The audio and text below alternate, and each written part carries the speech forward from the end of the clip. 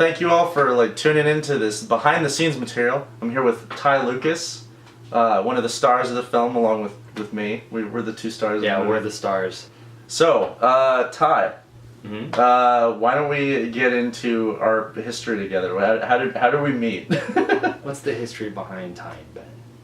I think the first time we really like hung out and talked together was at that New Beverly screening. Yeah, that's one of the first times I can remember like sitting down and like actually talking to you about something and like kind of getting into like a pretty in-depth conversation. Yeah. I found that we shared a lot of tastes in movies. You know, we were at a movie theater and only natural to talk about movies, and I just found I could relate to you on a lot of levels. Yeah. And that's where it started then, I guess. Yeah. That's when the disaster began. That's when I started casting you in all of my movies. So then after that, we started making movies together. I think the first one that you were in was Western Thing.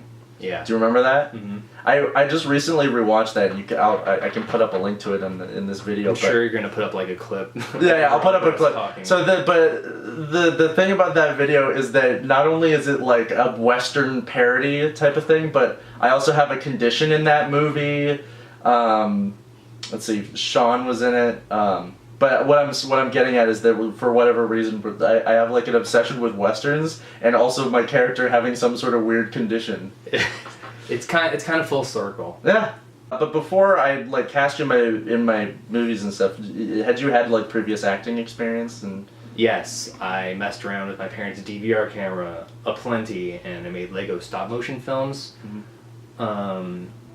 I made just weird skits with my friends. I was in my high school's film program for a really long time. Oh, really? Yeah, so I come from a background of like fucking around with a DVR camera.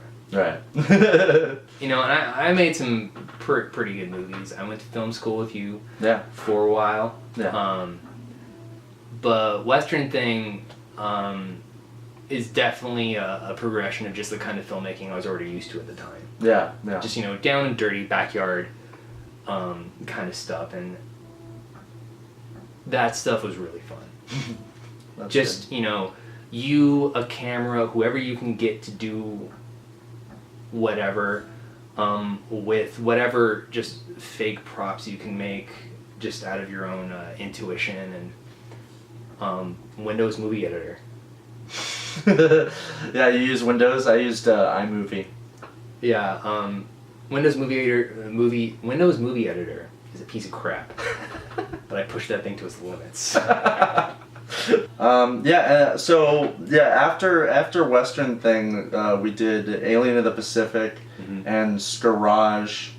I forget if there was any movies in between, but those were the two major ones. And for Scourge, I guess you did camera work on that one rather than being in it. Yeah, at this point in my filmmaking career, I guess you can say, I did basically all of the behind the camera shit. I just made my friends do stuff. I was director, writer, editor for whatever I was working on, for whatever class I was doing, or just for fun.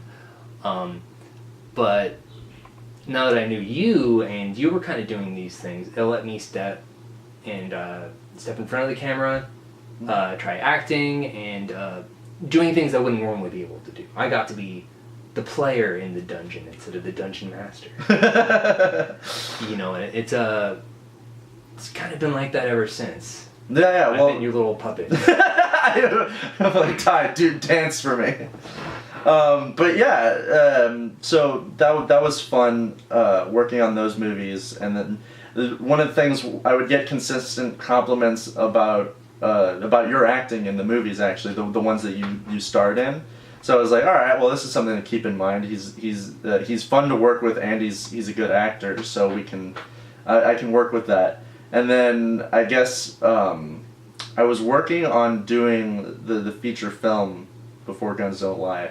If I'm remembering correctly, I was probably planning on casting you as the lead in it, so that I could direct you and a couple of other close friends of ours who acted as well. But we couldn't make a feature film, part of school policy and a bunch of other things.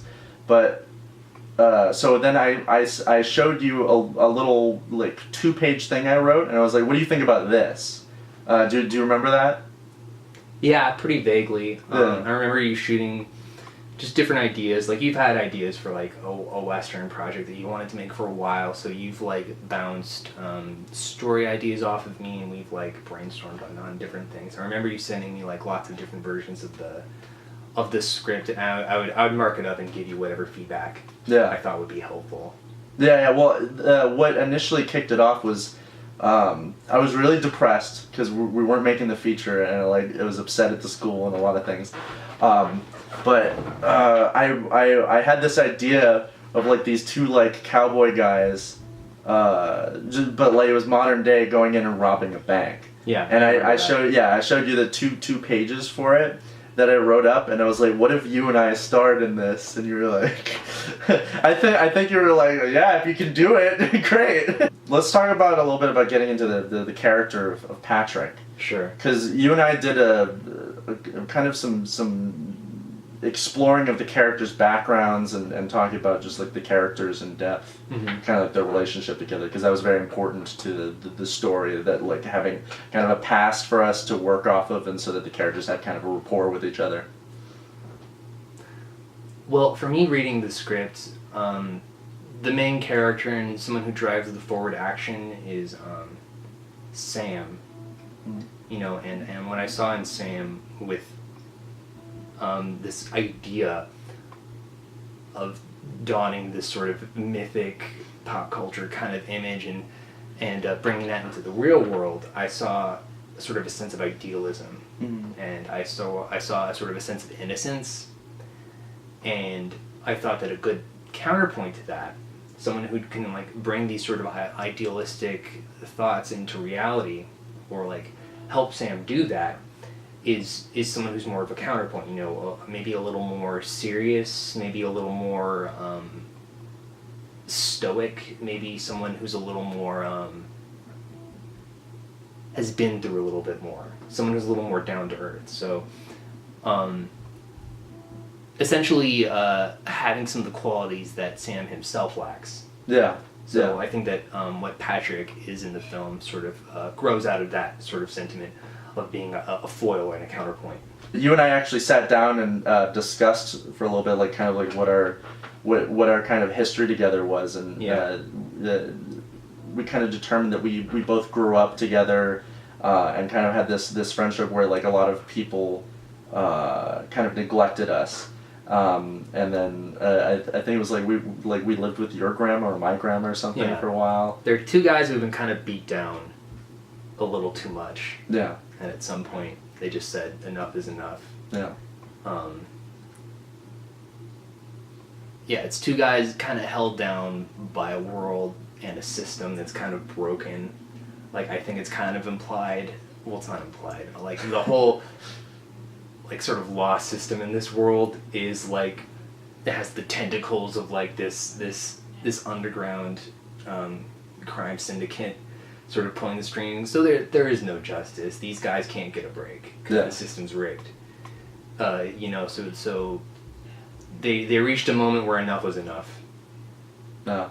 Done working with the system. My character has been to prison in some capacity, not prison, or like prisoner, jail, or something like that. He's been incarcerated for an indeterminate amount of time. at least once. Yeah. Do you remember the photo shoot that we did for the? Yeah, that was fun. Yeah. We went around the town. Yeah. Well, with a film camera. I still plan on using those photos for something. They didn't end up being used for the main credit sequence, because we ended up cutting it a little bit shorter, and I think it. We kind of photographed what the events preceding the film would be, and that was pretty fun. Yeah, I and we filmed it most of it on a film camera, so that it had like kind of this kind of like old and it was all still photography. Mm-hmm. So that gives it a montage, or like a slideshow, not a slideshow, a montage sort of aspect, and I like that. Yeah, I liked that too. I'm thinking, because I am working on writing a sequel, which would be like a feature length type of thing, and I'm thinking that would be a good place to use those photos is maybe in the opening credits of the feature version. Mm-hmm. So. Also, all right. So, what about your relationship with Abigail? Do you have any comments on that? Let me think. Because I mean, your whole like romantic history is probably similar to what you have with Abigail. I think she's just a good proxy to be like the voice of all the women that you've like kind of like wanted to have a good relationship with, but like you know when you went to jail a lot. Yeah, Patrick is someone who's definitely unlucky with love. Mm-hmm. I think Abigail definitely does represent a chain of like short, unsuccessful relationships. And I think that's gonna have to do with Patrick's more reserved nature. I think he's a little more inward. Right. He's a little more introverted. Right. Than Sam might be. I see him as the counterpoint as being a little more extroverted. And it's that kind of like reserved, moody nature that makes him like hard to read, and maybe like he's kind of afraid to sort of reach out from this shell that he's made up. Yeah. And I think that's part of what makes or like the two characters like fun together on screen, because they're both like have similar ideas, but they're very different people. Yeah. So it's kind of surprising they get along so well, but they can kind of they know how to communicate with each other. Like I think it's like a really fun on-screen relationship. So I think it's fun. I would say that Sam is probably Patrick's only friend. I would say that Patrick has a streak of antisocial behavior. Yeah. And yeah, it's that counterpoint that I like about these two characters is like if Patrick is the more introverted type, being around Sam brings him out of his shell, and Sam being around Patrick sort of grounds him to what the realities of the situation might be that he might not see. Yeah. Absolutely, especially on the train and such. Yeah, like the idea of dressing up as like these folkloric cowboy characters straight out of like Saturday morning 1950s television, bringing that to a reality like that can only be come up with by someone with an intense sense of idealism. Yeah, absolutely. And that's where Patrick comes in. He's someone who says, look, if we're going to do this and not get killed, it should be something like this. Yeah. Because another thing I noticed reading the script is he has like a more tangible sense of skills, and Sam's a bit of a poser. Yeah. Like Patrick, he knows how to use a gun. Yeah. He's a little more rough and tumble, so like he actually kind of is the this cowboy stereotype in a way. That Sam evolves into through the course of the film. Yeah. It takes a lot more time for me to develop and be able to kind of become what I'm trying to pretend to be. Together, they represent like the complete Lone Ranger. You know, if you defuse the Lone Ranger into two people, into two aspects. Yeah. It's Sam and Patrick. Right. So who's Tonto? We're both Tonto. We're both Tonto, and then we become the Lone Ranger. Yeah, I forgot the Lone Ranger was a duo. Well, I mean, like why is he even called the Lone Ranger if he has? He's never alone. He's never alone. He has a sidekick, and he's like, doesn't he have like other friends too? Probably. He has a horse. That's never alone. Absolutely. Do you have any favorite moments working on like actually like, filming the movie? Yeah, a lot. This was one hell of a movie to shoot. I think it's just the biggest thing, the biggest project I've been a part of. Shooting the desert was great. Yeah. As hard as it was, I'm always gonna remember that. The desert's such a weird, captivating, mysterious place. No. I love being in it. Going to that cave. Oh yeah, the Bronson Cave. Yeah, Bronson Cave, where Plenty, classic movie moment was shot. Yeah, well, I believe the Searchers filmed a moment there, and also it's the where Batman. Of course, Batman. Yeah. Yeah, I've never been there at that point, and that was my first time there. Same. And it felt really cool making a movie there and sort of being part of that tradition. Yeah. The train was awesome. Yeah. That was that set just looks great on camera. It was cool, like actually being in a real train yard, being like an actual decommissioned train. Yeah. Yeah. With all these people. Yeah, just being on like these crazy locations.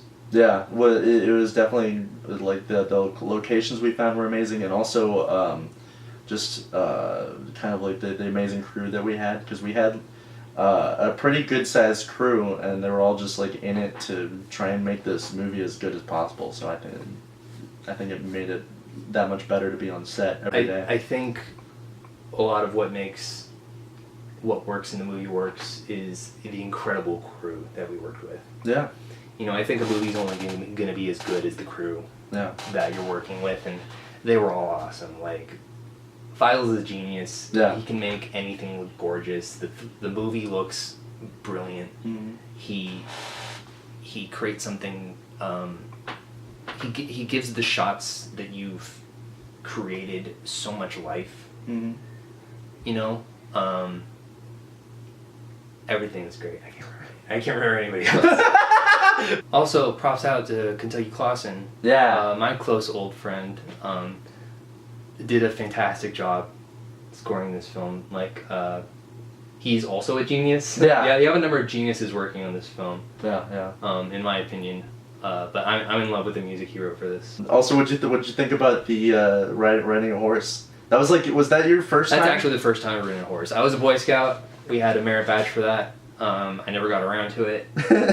So, I thought you were an Eagle Scout. Didn't you yeah, I am an Eagle Scout. But you're not required to ride horses for that. It's part of it. Indiana Jones did that, obviously.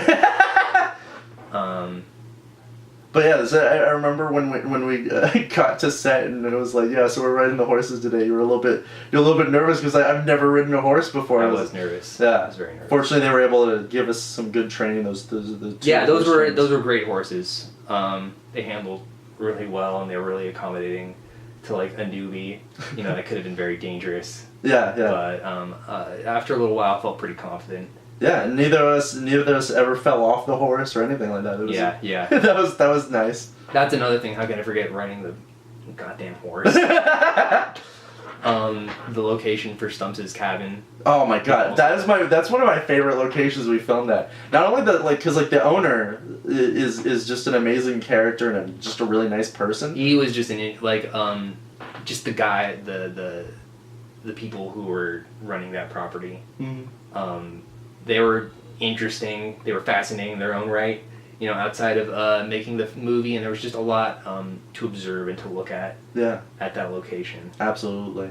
How about we talk about your costume? Because I think that was like kind of a big aspect of bringing the characters to life was was getting the outfits together. Well, my color palette was a little colder than yours. Mm-hmm. I was like gray and purple. Mm-hmm. You were so a warmer beige and I think red, right? Mm-hmm. And that kind of plays to the duality of our characters. Mm-hmm. The warmer characters go to the more, I think, idealistic, almost childlike innocence of Sam, and like the more washed out, colder colors go to the more reserved and maybe slightly more cynical, a little more, probably slightly older Patrick. So Right. I think that worked out really well. Outside of the color palette, they were just great materials. They look great. They held together great. The whole costume could actually work as like riding gear for a cowboy. We had these great authentic hats and boots, and you really feel cool wearing that stuff. Yeah, absolutely. And like I think the props turned out pretty cool too. your rifle. I was always pretty happy with. Although it ended up getting. Do you remember why the back of it got broken? We had to tape it up. Because we're throwing it around. That gun went through a lot. It's being handled like a baby should not. Some of these guns like have trouble clicking back because of all the dirt that got into it. Yeah, oddly our costumes fell apart at the rate that they were in the film. Yeah. It was, which was Lucky for us. Yeah, it's movie magic. That's another thing I can say. The shoot went smoothly for as many moving parts that it's had. Yeah, I've had much smaller productions with less at stake fall apart way harder than this movie. Yeah, I've been on some real shit heel productions where nothing was going right, and we were definitely not going to get what we needed to get done. But this production was a blast. It went by so breezy. Yeah. Yeah, it was amazing. We filmed it 3 weekends. Yeah. Every single day, we got all the shots we needed, which is amazing because Which, as I said, we can thank our amazing crew. Mm-hmm. We can thank your parents and your sister. Yeah. Good catering and just all your family friends support. who came out. Yeah. To help out, including me and God. God. Yeah, because he's gotta roll the dice. So he plays our movie shoot like a D&D type of thing. It's like... Every situation, God rolls a die, and we happen to roll 6 on a D6, not a D20. Also, I wanted to mention one of the things that I was most impressed by in your performance in the movie was, so after you get shot in the film, and like you get like this blood spot right here, and like you're grabbing your arm. Like I just like the performance that you give for the pain that you're feeling, because throughout the rest of the movie you do keep kind of a steady grasp on like the pain in the arm, because like there's one shot where you kind of like lean over onto your arm, and then like you're like, oh shit. Like that's something actually I laugh to myself a lot about this character. Is towards the beginning he seems pretty cool, pretty collected. It seems like he's pretty much in control of the situation. Mm-hmm. But where that dynamic sort of shifts is where he gets shot. No mistake of his own, just something that happened. Because they were up against too great of odds, and he kind of falls apart in that situation. This cold veneer that he has falls away, and all his vulnerability is sort of let out in the situation, and that's where he has to depend on the less sort of skilled Sam, and a really awkward relationship from the past, which we have to do in our life. Yeah. As cool and collected we think we are, we need to lay back on our friends, and people aren't so much friends. Yeah, well, that's really interesting because,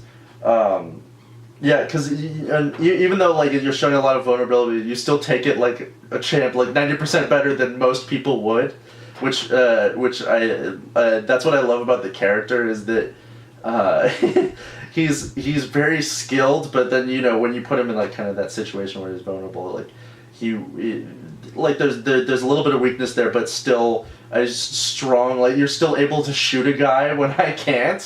That's what I like about. I think that's a quality that both characters share. I think that's something that unites them is, they will go to any length. They're not gonna stop short of what they need to do. Also, they're in life and death, and they are not willing to die. No. They've gone a little too far. I don't think they have a lot to lose.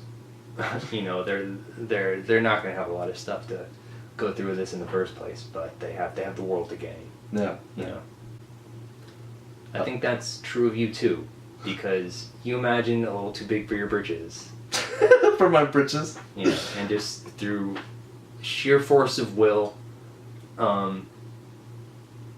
and drawing from every resource you have, you will finish what you have put to paper. And that's what I see between you and this movie. Yeah, well, because I remember showing a lot of people this script, and people going like, what are you talking about? How are you going to make this? That's why I'm saying that it's silly that you would say, like, I hope I get to do a feature. You're going to do a feature. Regardless of what happens, you're gonna do the next one. So as well as working on this, we also do like some other like just fun stuff. Like just for our own entertainment, like we do the Revisionists together, which is a podcast that you can listen to. We should do the Revisionists. But yeah, no, I mean, well, I'm particularly proud of some of the episodes, because we basically the whole premise of the show is we watch movies that we think could be better, and then we write the script that we think would be better than the movie we watched. Yeah, we've had some fun writing projects coming out of that. Yeah, which one do you have any favorite ones? Both of our scripts for Dracula and Frankenstein are absolutely hilarious. Planet of the Apes also was like pretty hilarious. Yeah, well, I'm particularly proud of the script for that, because as soon as we kind of changed up the formula for it and started writing like longer scripts, and like I used like the actual script format, and you use more of a book format, so it differentiates like the kind of the style of our script, but also like I don't know, the material ended up being really good. So go check out that podcast, because I think that, you know, if you like the movie, you'd also enjoy. If you like me. if you like us as people, you might like the podcast. It's and if it gets enough support, then we can like do a lot more of it and get it actually like on iTunes and such. And then just recently we did the 48-hour film fest. And yeah, that was a blast. Yeah. That went even smoother. Yeah, because I mean, we used a lot of people who worked on Guns Don't Lie worked on that. That's the easiest production I've ever worked on, probably. Yeah, which is insane, because we were making a movie in 48 I thought it was so hard. Oh man. But yeah, and that's another one that a lot of people really liked your performance in that, where you get kind of this Scully Mulder type of... Yeah, a little reversed though. Yeah, a little bit reversed. Thanks. I'm an art actor. I have my moments. I don't want to oversell myself. But yeah, But I'm always happy to work with you. Yeah, me too. I'm with me too. No, with you. Yeah. And I'm sure that there's gonna be like all sorts of weird stuff that we're gonna work on in the future. Yeah, I'm excited to see what comes next, because I've got a couple projects in the backlog. One that I'm just finished. Well, I finished the first draft of one script, and then there's this other script that I'm working on, which is requires a ton of research, but it's fun stuff. So we'll talk about that more in the future. Oh yeah, I know what you're talking about. Yeah, it's gonna be good stuff. Yeah. So yeah, we should just end on like a really awkward note, where we're just like we have an awkward pause for like way too long. All right, ready? Okay, go.